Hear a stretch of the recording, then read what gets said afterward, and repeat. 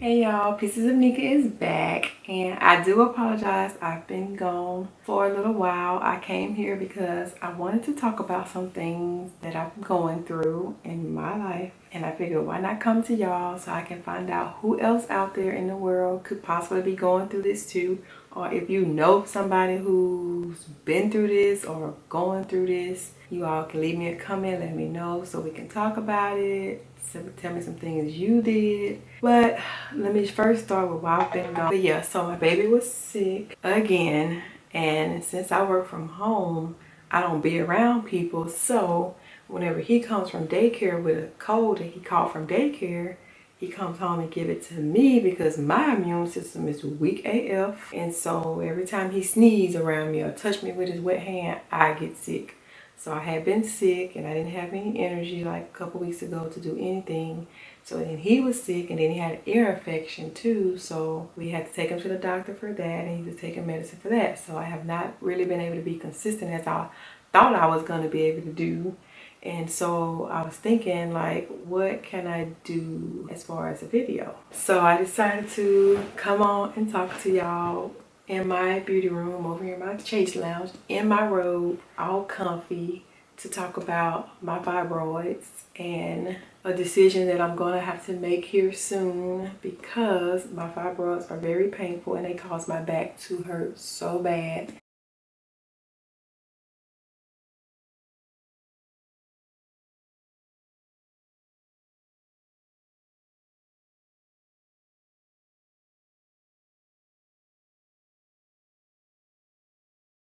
And the thing about it is, back when I was 23 years old, I got them removed and they grew back. Yeah, I had 7 of them removed at 23 in 2006. And here I am 35 now and they have grown back. And so back then I had a myomectomy.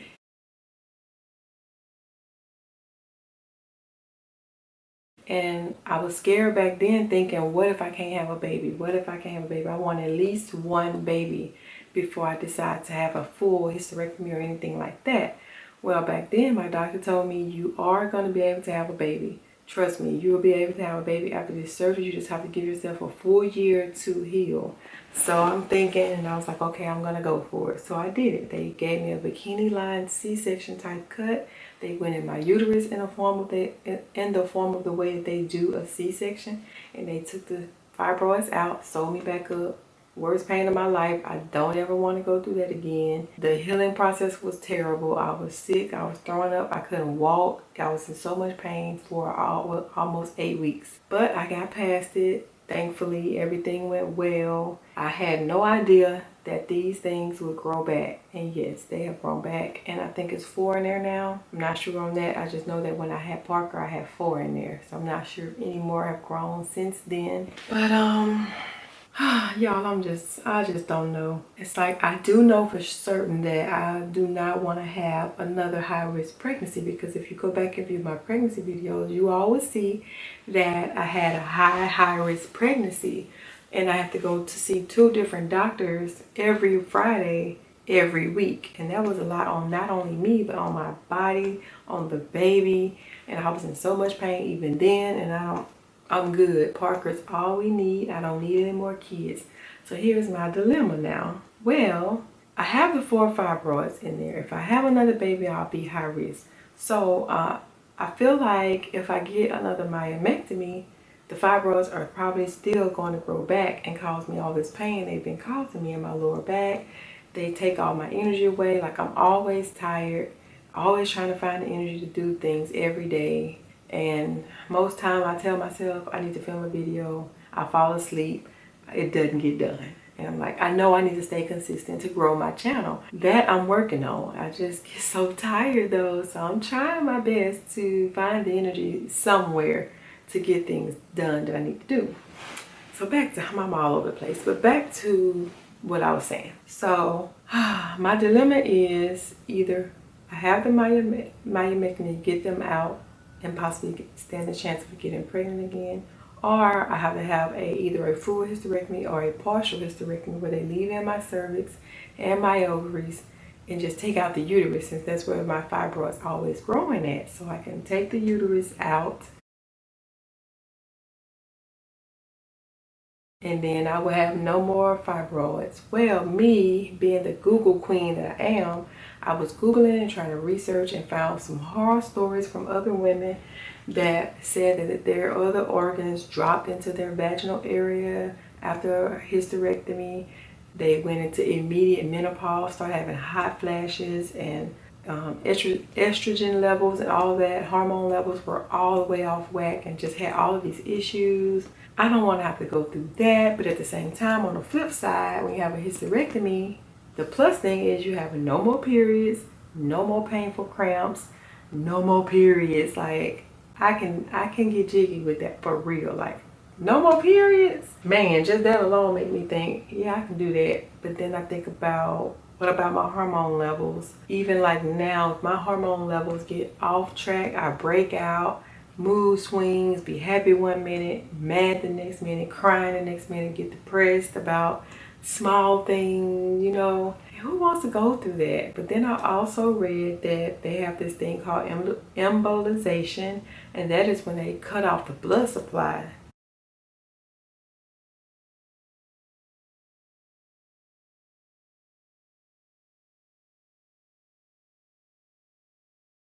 to the fibroids, and that in turn will cause them to shrink. Well, even still with that, to me, it's no guarantee that new ones won't grow. So I don't know about that. I've been trying to weigh out my options, you know. Then I also saw where you can possibly have it done vaginally, like the hysterectomy, or laparoscopically, where they go in small cuts on your stomach and go in there with that robot machine. Which I don't know if y'all watched the show called The Resident. That show have been scaring the hell out of me, because those surgeons on there blatantly admit that they make mistakes, and then they call it a complication. Like, we had a complication during the surgery. So I'm like, if I die under the hands of one of these surgeons and they come out and tell y'all it was a complication, I need my family members to sue the hell out of the hospital, because it wasn't no complication. They made a mistake. I need to start watching that show. It's a good show, The Resident. Check it out. But it will have you frightened if you possibly thinking about having some type of surgery, because you're wondering if this doctor really truly knows what they're doing, or if they just try to take your money like most doctors do. And most hospitals, they want your money. So even if the doctor isn't fully confident that they can do the surgery successfully, they'll have you believing that they can, and then next thing you know, you dead, and then there's nothing else that can be done. Let me just take a moment to tell myself, like everybody else, stop Googling stuff. Nika, stop Googling stuff. Just stay off Google. I know I need to stay off Google, but I just can't help it. Like, I always Google everything. Hysterectomy complications, problems with a hysterectomy, all the bad stuff. I need to look at the positive stuff, right? Right. So tell me, what do y'all think I should do? Because I don't know. All I do know is that I have to get these fibroids out, because of course I did read that they could possibly turn into cancer when I get older, and I don't want that, because we all know that that could possibly be something that can also kill me if they can't catch it in time, and if I can't heal it with chemotherapy, which clearly that didn't work for my dad, because as you all may know, that he passed due to lung cancer. Chemo didn't help him, so I definitely do not want to get cancer. So it's like my only options is to get these out by way of myomectomy, hysterectomy, embolization, laparoscopically, or vaginally. And that is what I've been kind of dealing with, and I don't know what to do. I'm leaning more towards a hysterectomy, but then I really don't want to deal with what my body's changes are going to be once I have a hysterectomy. But of course my mother, she has one. Of course my mother had one, and she's been fine ever since. But everybody's body is different, and I really don't know how my body's going to handle that. And I'm so scared of it all. I really am. And I don't want to get cut on anymore, because I've had a myomectomy when I was 23. Then I had to get cut open again when I had Parker at 34. And this will be the third time I've been cut on. I'm tired of getting cut on, y'all. I just don't want to get cut on anymore. But then if I leave them in there and not do anything and just see if they'll disappear on their own, I don't know. What if they turn into cancer, or what if they don't? It's always a lot of what ifs in life. What if this? What if I do this? What if I don't do this, you know? So I don't know if there's any women out there going through this. I don't even know if I want to post this video. I think I'm gonna go ahead and post it. I may take it down if I don't get the responses that I think I'm gonna get. But I really just wanted to sit down and get this off my chest to talk to you all about the decisions that I'm gonna have to make soon. Because if I get a hysterectomy, I kind of want to get it done this summer. Like, I'm in the process now of looking for a doctor so that they can look at the fibroids on a vaginal ultrasound and see how big they've gotten. And I'm hoping they haven't grown. I'm hoping they're shrinking in size because, like I said, I have 4 and they were huge when I was pregnant. Thankfully, Parker fought his way through and made it out alive and well. But I do want to have it done this summer, so I'm looking for a doctor here in Dallas. And if you are from Dallas and you know of a good fibroid specialist, please let me know so I can contact them, because I'm trying to do research on the best doctor who can do this without killing me, because I'm not ready to die yet. Who's ready to die? I'm not. Although, if I was in heaven, I'll possibly get to see what my dad up there doing, but I'm not ready to die yet. Parker needs me. And he needs his dad, so I'm hoping I can get this done successfully and be okay, because I see myself as a very strong-willed woman. I handle pain pretty well. I've been through a lot with my health as far as these fibroids and all these surgeries, and I came out okay, you know. So, you know, my faith is strong. I know that God will bring me through it. So I really need to just not worry and know that everything's going to be okay regardless, because God's going to be right there with me. I have my support system. I know I'll have all of you all praying for me. So I just kind of wanted to come on and talk about that and just see what y'all think I should do.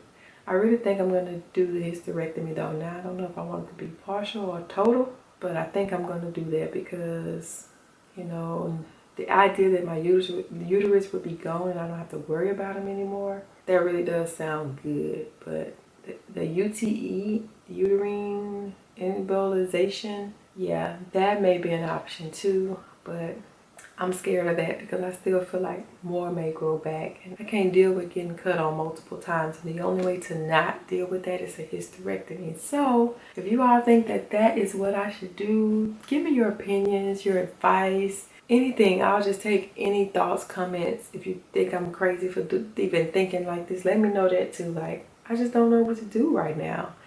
So I came to you all about this. I had to get it off my chest, you know, and I'm really kind of worried about it because I be in so much pain in my lower back from these fibroids, and I really, really, really want them out sooner than later. I don't want to keep putting it off. So yeah, I'm gonna keep y'all posted on what I'm gonna do. I'll keep y'all posted on when I find out a good doctor and all of that. So y'all pray for me, because like I said, I don't know.